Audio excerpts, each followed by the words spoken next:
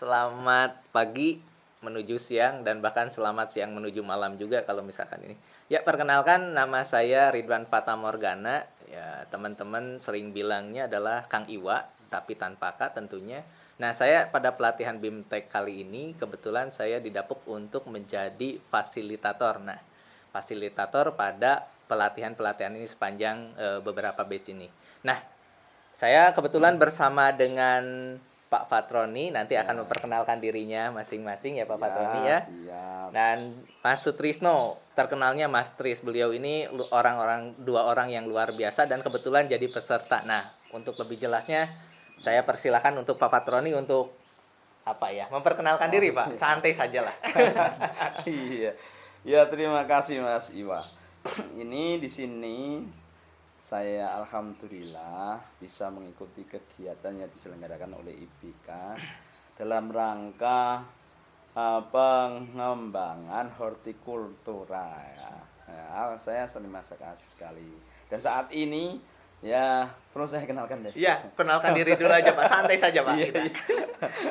Saya mempunyai nama Fatroni ya. Pak Fatroni Pak ya. Fatroni, saya Pak Fatroni. Kebetulan saya dari Jepara, Mas. Dari Jepara. Ya. Terus saya untuk ke Subang ini yang pertama kali nih, Mas. Oh, luar biasa ini pertama kali. Iya, Dari pertama. tempat panas jadi tempat yang Itu. luar biasa. Yang saya harus Dingin. adaptasi ya, dingin. Berapa malam nih kalau pas tengah malam batuk-batuk sampean. Adaptasi ya. Iya. Nah, Pak Patron ini sebagai apa nih Pak di Jepara? Oh iya. Ya kebetulan saya diminta untuk ikut serta kegiatan ini karena saya kebetulan sebagai ketua Gapoktan. Jadi Gapoktan itu adalah gabungan kelompok-kelompok tani. Jadi masing-masing kelompok tani itu ada ketuanya sih yang namanya Poktan itu, ada pengurusnya, kemudian kumpulan dari Poktan-Poktan itu satu desa dinamakan Gapoktan gitu kan. Nah, kebetulan saya ketua pengurusnya dan saya di sana memang membawai Mas 13 Poktan.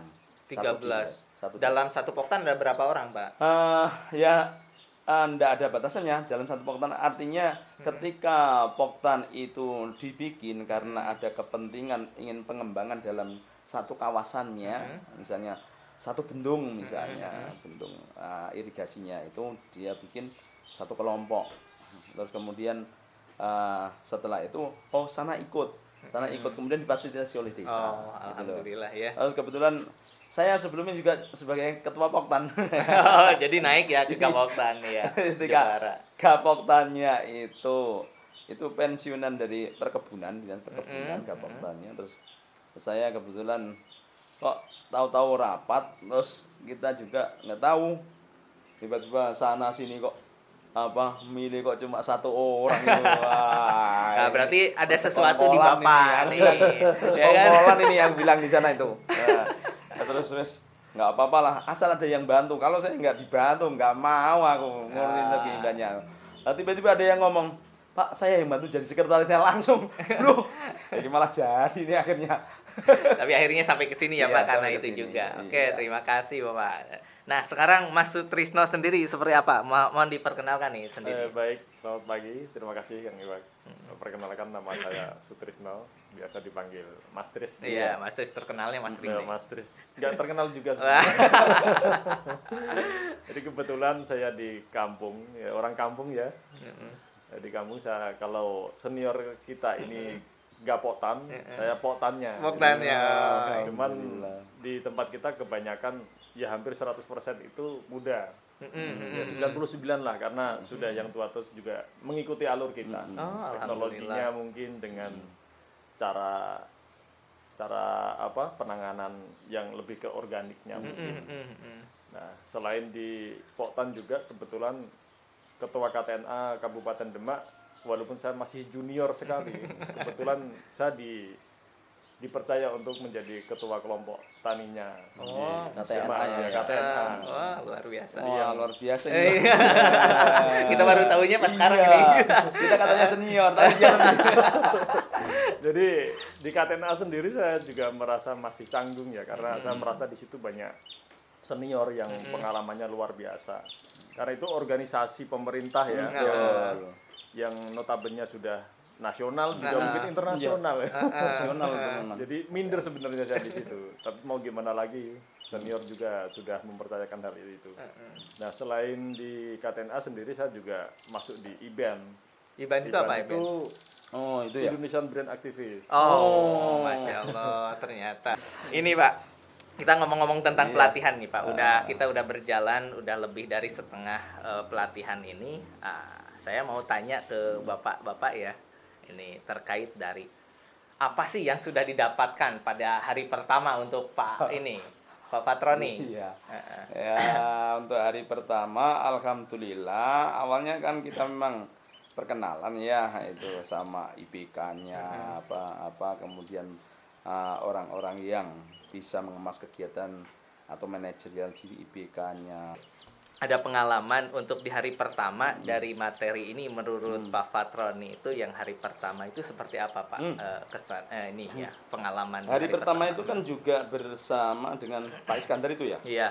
Iya. Itu yang saya mengesan bahwasanya segala bentuk usaha itu memang diimbangi dan keseimbangan rohaniyahnya gitu. Kalau yang saya dapatkan Pak, kenapa?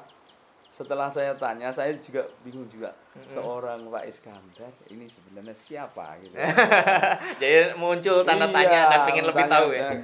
Terus akhirnya setelah penjelasannya religi banget tapi alamiah gitu kan. Religi alamiah dan bisa diterapkan dalam kasih sayang terhadap tumbuhan dan tanaman gitu. Sehingga tanaman itu tanpa kasih sayang sebenarnya kurang memberikan umpan balik lah kepada kita, feedback kepada kita. Walaupun kita tanam sungguh-sungguh tapi kasih sayangnya nggak ada itu yang saya cermati dari Pak Iskandar itu. Makanya Pak Iskandar ngajarkan, yuk apa-apa yang seimbang, rahmatan lil alamin lah kita itu pakai itu ya. Itu saya katakan filosof baru dalam kehidupan. Wah, bagus ini Pak Iskandar. Itu loh Mas saya. Ini kesan loh ya. Iya, betul. Ini Pak, jadi pengen tahu juga barusan dari Pak Fatroni ini dari Mas Tris sendiri nih Pak Tris sendiri. Itu ada enggak pelatihan sejenis pada hari pertama sudah disuguhkan seperti itu gitu. Dengan pelatihan-pelatihan sejenis di luar IBK ini seperti apa? Maksudnya apakah ada yang sama, misalkan barusan hari pertama ternyata menurut Pak Fatroni ada yang berbeda di sana. Baik, jadi sebelum datang ke IBK sini, bayangan kita kan pastinya ya langsung teori semacam itu. Orang-orangnya orang teknis maupun dari akademisi. Jadi ternyata berbeda sekali. Jadi di luar dugaan kita yang mana kita itu seolah yang kemarin-kemarin ini sudah sangat percaya diri sekali kita bisa bikin ini bikin itu. Ada satu hal yang terkadang kita lupakan, ya, fitrah kita sebagai orang yang beriman. Itu dapat. Iya ya. Jadi apalagi petani sekarang dia kalau sudah berhadapan dengan suatu serangan hama, mungkin bismillah aja lupa bacanya. Udah keburu mumet. Jadi yang saya terkesan sama Pak Is juga di mana petani itu harus tenang gitu. Kalau sekarang yang lagi tren kan tenang gitu. Di ketika petani memaksakan diri, jadi bertani juga sudah kemerungsung istilahnya ya, tidak bisa tenang. Jadi ketika tidak tenang, ini tidak bisa konsentrasi untuk berbudidaya maupun penanganan pasca panennya karena sudah kalau Pak Is bilangnya masalah kita sebenarnya itu utang gitu. Jadi sebisa mungkin jauh-jauh dari utang, semampunya aja lah gitu. Nah itu yang pertama. Yang kedua, saya tahu dengan sendirinya pelatihan ini disiapkan dengan sedemikian rupanya. Jadi tidak hanya sekedar nanti ada peserta datang ke IBK kita ajarkan dengan teori yang ada, tidak hanya sekedar itu. Mungkin tim yang ada di IBK itu udah dipersiapkan nih. Ini calon pesertanya yang dari Demak, Jepara, Kudus ini. Dia ambil sampling tanahnya. Ini yang menurut saya luar biasa. Jadi memang ini baru pertama kali saya temukan pelatihan semacam ini ya. Ini mungkin dari peserta ada yang paham lah tentang ilmu ekologi atau apa. Banyak juga peserta yang baru pertama kali. Oh, tanah, bahasa oh itu kemarin kan kita sering dengar. Oh, tanah gitu. Jadi kembali lagi seperti selaras yang disampaikan Pak Wahyudi juga Pak Fatroni. kita kembali lagi untuk mengasihi dan menyayangi alam ini. Karena memang kerusakan alam ini sumber utamanya ya kita ini sebagai manusia, ya kan? Sebagai pelaku ya Pak ya, Iya, tentunya gitu. betul.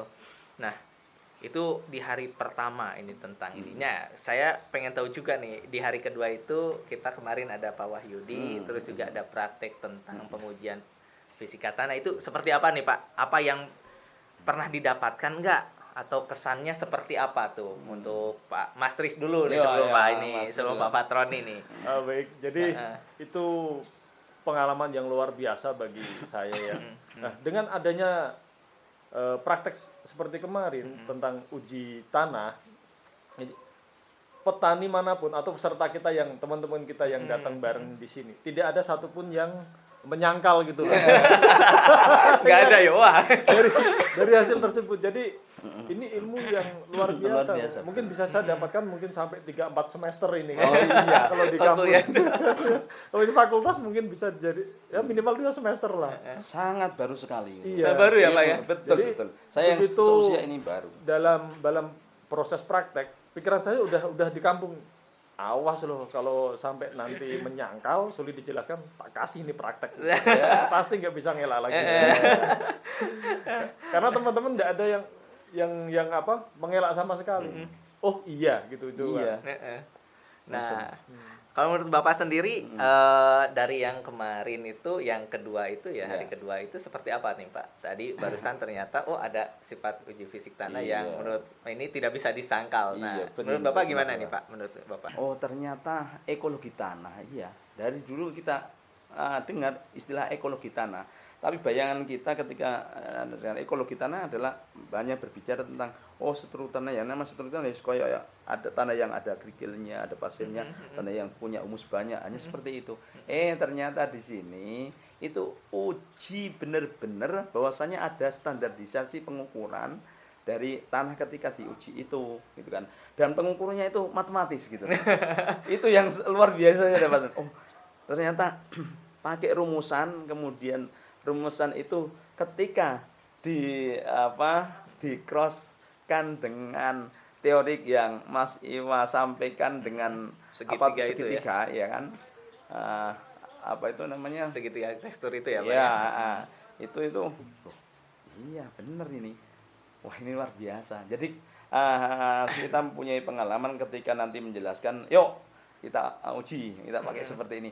Itu sangat mudah pengujiannya dan pengukurannya ternyata. Kemudian kita pakai rumusan itu, pasti tanah itu jenisnya ini, dan tanah jenis ini itu akan mempunyai kualitas seperti ini. Tanaman-tanaman yang dimungkinkan dapat tumbuh subur untuk tanah yang seperti ini itu biasanya seperti ini. Nah itu loh yang luar biasa saya katakan. Wah, kalau begitu kita tidak akan dibutuhkan lagi nanti. Ada hal yang paling menarik bagi saya lagi, di mana bahan-bahan maupun peralatan dalam proses pengujian ini bisa dibilang sangat murah sekali. Sederhana kan Mas. Betul. Selain murah, bukan murah lagi, mungkin bisa kalau kita menyempatkan waktu sedikit mulung atau menyimpan barang-barang bekas ya. Betul. Katakanlah botol bekas itu bahan bakunya. Jadi bisa dibilang semua bisa melakukan uji itu dengan sederhana. Nah, yang paling tidak bisa saya lupakan lagi, ada peserta dari kita yang mungkin bapak-bapak yang sudah usia 50-an lebih ya. Kalau bapak kan 50-an, 53, ada yang di atas soalnya. 53 usia doang. Kalau semangatnya masih muda. Jadi Pak Patron, ini kemarin kita kalau mengamati ada bapak yang memang dia sudah malas berpikir, malas menghitung, jelimet. Dia tanpa mentor atau instruktur menerangkan, dia menyimpulkan dengan sendirinya. Wes, ora urus bahasa Jawa ya. Ora urus, pokok intinya apa barang organik ya. Oh, dia emosionalnya keluar. Jadi mungkin kemarin dia juga setengah-setengah percaya gitu. Setelah melihat secara langsung, dia emosi dengan benturan hatinya sendiri. Kenapa saya bodoh mungkin. Jadi saya yang suka di situ. Alhamdulillah ya, ternyata baru dari hari ke. Nah, sekarang saya pengen tahu juga nih kesan yang di hari ketiga nih Pak, yang kita istilahnya angkul bareng ya. Hari ketiga itu kan kita bersama Mas Andika ya. Hari ketiga Mas Andika dulu ya, Mas di Andika materinya. dulu, kemudian wah ketika mendengarkan presentasi dari Mas Andika itu benar Mas, wah cocok ini. Kelihatannya rempah-rempah ini kalau walaupun mungkin tidak seukuran dengan tekstur tanah dan ketinggian area yang diharapkan sebagaimana Mas Andika itu, di sana di daerah saya ini wah banyak ini bisa ini produksi gitu kan, hanya memanfaatkan pekarangan-pekarangan. Karena di tempat saya aja Mas, misalnya kan jarak karena masih kampung ya, jarak ke belakangnya misalnya ada 100-an meter lebih, lalu ada rumah, terus tanamannya bebas gitu kan. Yang saya katakan tadi, untuk kalau musim hujan tiba itu tumbuhlah apa itu pohon-pohon itu tumbuh sendiri kan, dibuangin. Kalau mau nanam ketela pohon misalnya, itu dibuangin gitu kan. Nah, sehingga dengan adanya Mas Indam presentasi seperti itu, wah ini kok kalau memang kita laksanakan walaupun sesederhana mungkin, kemudian komunitas yang nggak berguna dan kita bisa keringkan lewat standar tertentu itu, insya Allah ada punya nilai tambah, nilai komoditi tertentu ini. Jadi komoditas yang tadinya cuma komoditas dibuang biasa yang dibuang jadi diinikan. Nah, sementara untuk ininya praktikum kemarinnya gimana itu yang yang ini Mas Riz? Kalau untuk praktikum kemarin saya iya.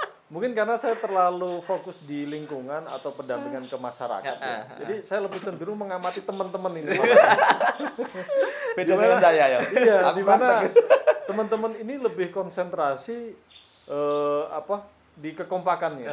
Dia lupa dia berasal dari mana, dari Jepara atau mana. Dia lupa sampai bilang, "Ayo jangan sampai kalah sama Jepara." Timnya itu banyak orang.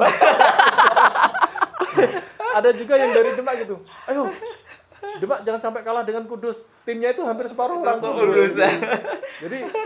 Jadi ada semacam tumbuh kekompakan satu tim yang mana Itu dia di luar kabupaten. di luar kabupaten. dia lupa timnya itu ya. Dia lupa sampai timnya ini mungkin saking akrabnya gitu kan. Oh ya jadi percandaan sendiri gitu. Kan orang Kudus udah saya pindah di kelompok lain. Udah gabung ke sini. Dalam konteks bercanda. Saya simpulkan berarti ini ada semacam semangat baru untuk lebih baik daripada kabupaten lain. Makanya ini kita di kabupaten yang berdekatan ini harus siap-siap ini nih. Setelah pulang ini. Apalagi ini programnya luar biasa ya dari Sahabat Lestari. Iya, alhamdulillah ya ternyata. Nah, ini terakhir nih Pak mungkin ya. Kesan selama pelatihan ini berjalan gitu kan. Apa sih dari dari Pak Patroni dulu? Iya. Ini karena saya termasuk kategori orang tua. Saya melihat untung dapatnya yang tua dan iya. muda nih. Enggak gini. Maksudnya teman-teman yang sebagai fasilitatornya, teman-teman dari IBK ini kan termasuk kaum muda semuanya, ya, kaum muda semuanya. Kemudian kita dapatkan oh ternyata memang kalau pada zaman saya muda dulu itu memang belum ada terbentuk semacam ini, mungkin komunitas-komunitas semacam ini, dan saat ini teman-teman IBK bisa seperti ini, bisa mengajar walaupun itu lewat fasilitas kementerian kan misalnya, karena memang harus seperti itu gitu kan. Kita semuanya bisa diundang ke sini memanfaatkan untuk ini gitu kan. Nah kesannya saya yang pertama dari tim Mas Iwa ini IBK itu kompak dan nggak ada keterbatasan misalnya satu sama lain, misalnya walaupun itu berbeda karakter, berbeda pemikiran, tingkat berpikir itu sama itu loh kelihatannya sama. Ya Mas, ini satu-satu mempunyai porsi masing-masing gitu kan. Itu ya saya lihat bagus gitu kan. Kemudian yang kesan berikutnya dalam pemberian materi itu memang tidak terkesan kaku. Kita semua antar yang muda yang tua itu nggak ada perbedaan, sama kita antusiasmenya, kita dibangun semangatnya, kita dibangun untuk konsentrasinya itu sama. Itu saya sangat suka. Kemudian implementasi di lapangan real gitu kan. Kita praktek arahannya ya seperti kita ketika cuma dalam peningkatan misalnya tentang ekologi, pembinaan ekologi tanah. Itu kan kita untuk jumlah atau pengukuran ya. Pengukuran dari tanah ini untuk dibuat sebagai tanah yang organik itu Kita memang jauh. Ini di sini ini bagus. Alhamdulillah. Benar. Saya dapat pengalaman itu. Alhamdulillah, terima kasih banyak Pak, terima kasih. Nah, menurut Mas Tris sendiri seperti apa Mas Tris? Kesan baik terhadap dengan isi pelatihannya, dengan proses pelatihannya, ataupun dengan mungkin lingkungannya, tempat pelatihannya, ataupun bisa jadi dengan panitianya seperti apa itu? Silakan Pak. Kalau saya sebenarnya singkat padat sebenarnya. Udah sangat baik lah. Alhamdulillah. Saya punya harapan itu ada semacam checklist ke depannya dari calon peserta ya. Dari calon peserta menyampaikan saya menginginkan pelatihan yang semacam ini kayak gitu. Jadi nanti ada semacam Masukan ya. semacam beats khusus untuk pelatihan tersebut kayak gitu. Harapan kita juga banyak Pak, kita sampaikan semua ini. Jadi ada semacam tindak lanjut yang nyata ke tempat asal peserta, misalkan di Demak dengan ratusan hektar, mungkin bahkan ribuan hektar lahan sawah yang tenggelam ditanami padi tidak bisa karena memang padi sebenarnya bukan tanaman air ya. Bukan. Jadi petani kita juga lucu. Ketika saya melihat tawanya teman-teman peserta kita, saya juga merasa lucu sendiri. Baru teman-teman baru ngeh kalau padi itu bukan tanaman air.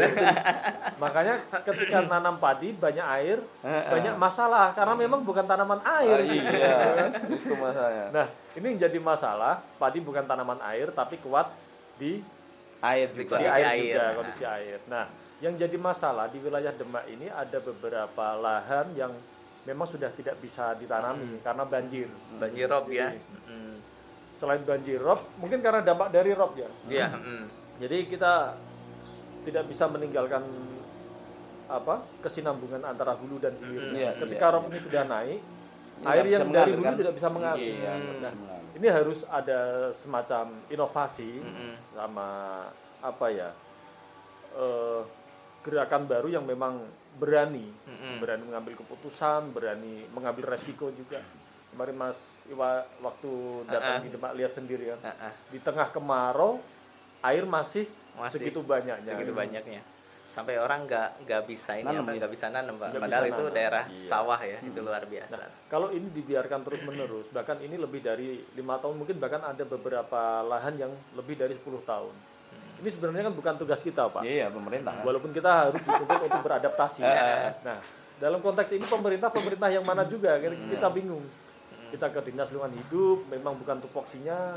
Dinas juga hanya untuk penanganan mungkin mitigasinya. Mitigasinya. Dengan semoga ya harapan-harapan yang kita harapkan untuk nanti bisa kita terpenuhi.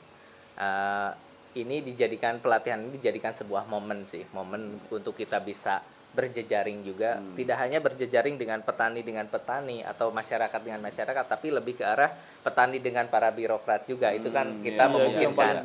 Nah itu. Terus juga untuk kedepannya diharapkan juga, kalau pengharapan dari kami sendiri sih, nanti bapak-bapak bisa berjejaring dan membuat sebuah inovasi baru di lahan budidayanya yang berbasis pada lingkungan seperti itu. Semoga ya. Nah, demikian obrolan ringan tapi padat dan dalam dari kami. Kami mohon pamit dan mohon undur diri.